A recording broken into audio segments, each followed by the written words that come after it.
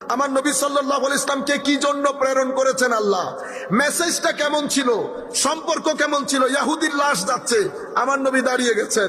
সাহাবায়ে কেরাম জিজ্ঞেস করলেন, ইয়া রাসূলুল্লাহ, ইহুদির লাশ। আমার নবী বলেছেন, মানুষ না ও কি মানুষ না? রাহমাতুল লিল আলামিন।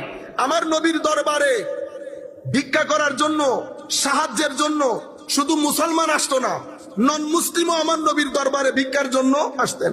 আমার নবীকে অজুর পানি দিতেন একটা ইহুদির ছেলে।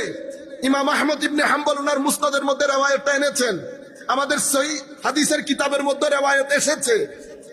আমার নবী কি বলেছেন, তুমি ইহুদির ছেলে, ইউ শুড গেট লস্ট। আমার নবী বলেন নাই, আমার নবী বলেন নাই।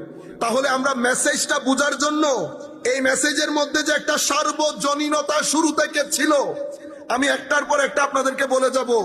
পুরা মেসেজটা বুঝার জন্য আপনি যদি দ্বীন শব্দের অর্থের দিকে যান, তো দ্বীন ইসলামের যে মেসেজ, এটা ইজিলি আপনি বুঝতে পারবেন।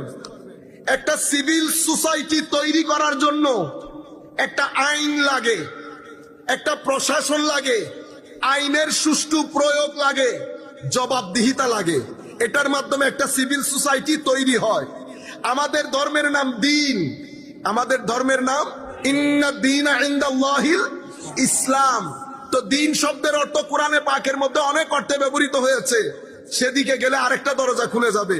সব আমাদের সাবজেক্ট নির্ধারিত, আমরা শুধু আমাদের রেলেভেন্স অংশটুকু নেব। দ্বীন মালিকি